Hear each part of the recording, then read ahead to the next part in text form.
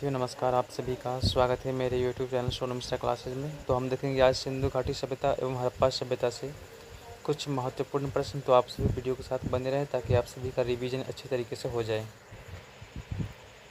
प्रश्न है, हड़प्पा सभ्यता का सर्वाधिक मान्यता प्राप्त काल है, वह कौन सा काल है? तो वह है 2500 ईसा पूर्व से 1750 ईसा पूर्व, जो कि सर्वमान्य तिथि है हड़प्पा सभ्यता का। ठीक है। अगला प्रश्न है, सिंधु घाटी सभ्यता में घोड़े के अवशेष कहाँ मिले हैं? तो इसका अवशेष जो कि श्रीकोटदा में मिला है। अगला प्रश्न है, सिंधु घाटी स्थल कालीबंगन किस प्रदेश में है? तो ये राजस्थान में स्थित है कालीबंगन। ठीक है।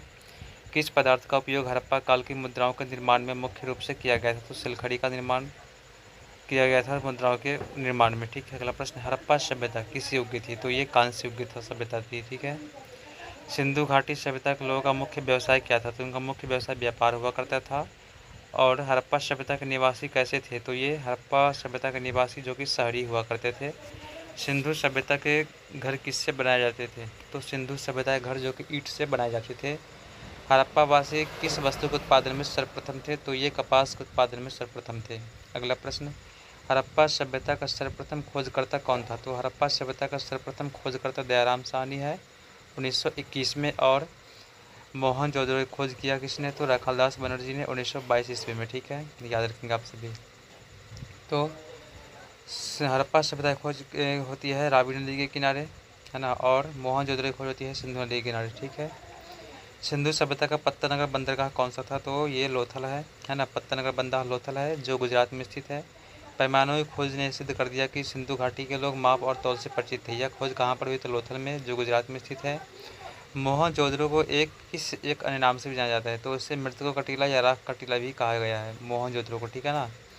मोहनजोदड़ो को मृतकों का टीला भी कहा गया है और राख का टीला भी कहा गया है। मोहनजोदड़ो जो कि पाकिस्तान में स्थित है। हड़प्पा सभ्यता का नाम प्रचलित क्या है? तो सिंधु घाटी की सभ्यता। कपास का उत्पादन सर्वप्रथम सिंधु क्षेत्र में हुआ, उससे ग्रीक या यूनान के लोगों ने किस नाम से पुकारा? तो सिंडन, है ना। सिंडन के नाम से पुकारा है। सिंधु घाटी सभ्यता जानी जाती है किसके लिए? तो अपने नगर नियोजन के लिए। भारत में खोजा गया सबसे पहला पुराना शहर कौन सा था? तो हड़प्पा। ठीक है। अगला प्रश्न, भारत में चांदी की उपलब्धता के प्राचीनतम साक्ष्य मिलते हैं कहाँ से? तो हड़प्पा संस्कृति में। हड़प्पा में एक उन्नत जल प्रबंधन प्रणाली का पता चलता है कहाँ से? धौलावीरा में। धौलावीरा में जल सिंचन का अच्छा प्रणाली वहाँ पर देखा गया। ठीक है। अब अगला प्रश्न, हड़प्पा सभ्यता की खोज किस वर्ष हुई थी? तो 1921 में, जो मैंने आपको पहले बता दिया, रावी नदी के किनारे। ठीक है, दयाराम साहनी के द्वारा। हड़प्पा के मिट्टी के बर्तनों पर सामान्यतः किस रंग का उपयोग हुआ था? तो लाल रंग का उपयोग हुआ था। सिंधु घाटी सभ्यता की विकसित अवस्था में किस स्थल से घरों में कुओं के भी अवशेष मिले हैं? तो मोहनजोदड़ो से, है ना। सिंधु घाटी सभ्यता को खोज निकालने में जिन दो भारतीयों का नाम जुड़ा है वो कौन कौन है? तो दयाराम साहनी एवं राखालदास बनर्जी, है ना। दयाराम साहनी ने 1921 में हड़प्पा सभ्यता की खोज की और राखालदास बनर्जी ने 1922 में मोहनजोदड़ो की खोज की सिंधु नदी के किनारे। ठीक है। अगला देखते हैं। अगला प्रश्न है, रंगपुर जहां हड़प्पा की समकालीन सभ्यता थी वह है सौराष्ट्र में। सौराष्ट्र जो कहाँ पे है? तो महाराष्ट्र में है। हड़प्पा एवं मोहनजोदड़ो की पुरातत्विक खुदाई के प्रभारी थे कौन थे? तो सर जॉन मार्शल, है ना। सर जॉन मार्शल हैं जो हड़प्पा एवं मोहनजोदड़ो की पुरातत्विक खुदाई के प्रभारी थे। ठीक है। और इन्हीं के आदेश पर दयाराम साहनी के द्वारा हड़प्पा सभ्यता के खोज के लिए कहा गया था, है ना। और मोहनजोदड़ो की खोज के लिए भी बोला गया था राखालदास बनर्जी को, इन्हीं के आदेश के माध्यम से, है ना। इसके बाद अगला प्रश्न, किस पशु की आकृति जो मुहर पर मिली है जिससे ज्ञात होता है कि सिंधु घाटी एवं मेसोपोटामिया की सभ्यताओं के मध्य व्यापारिक संबंध थे? तो वो बैल है ना।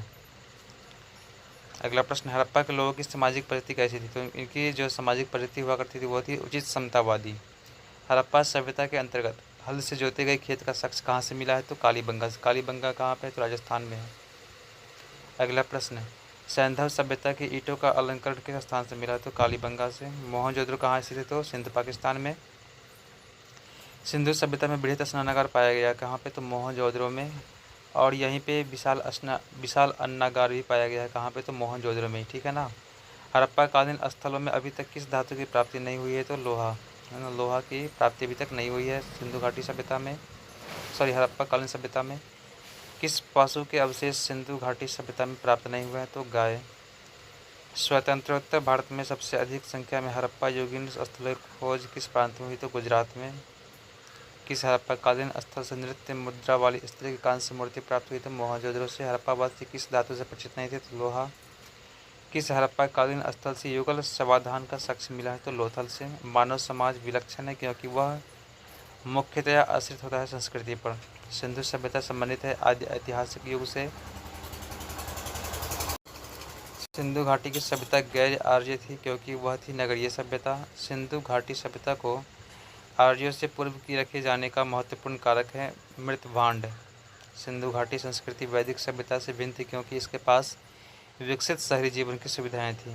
हड़प्पा संस्कृति की जानकारी का मुख्य स्रोत कहाँ से मिली? तो पुरातत्विक खुदाई से मिली है। और आज का लास्ट प्रश्न है, सिंधु घाटी के निवासियों की सभ्यता को जानने का मूल स्रोत है वह पाए गए कहाँ पे? तो बर्तन, जेवर, हथियार तथा औजार। भारत में चांदी की उपलब्धता के प्राचीनतम साक्ष्य मिलते हैं कहाँ से? तो हड़प्पा संस्कृति में। हड़प्पा में मिट्टी के बर्तनों पर सामान्यतः किस रंग का उपयोग हुआ है? तो लाल रंग का उपयोग हुआ है। मूर्ति पूजा का आरंभ कब से माना गया है? तो पूर्व आर्य के समय से माना गया है मूर्ति पूजा का आरंभ। विशाल स्नानागार किस पुरातत्व स्थल से पाया गया? तो मोहनजोदड़ो से। हड़प्पा सभ्यता स्थल लोथल स्थित है कहाँ पे? तो गुजरात में, जो मैंने आपको पहले बतला दिया है। धौलावीरा किस राज्य में है स्थित है? तो धौलावीरा जो गुजरात में स्थित है। और कौन सा हड़प्पीय नगर 3 भाग में विभक्त था? तो धौलावीरा, जो कि 3 भागों में विभक्त था। अगला प्रश्न देखेंगे।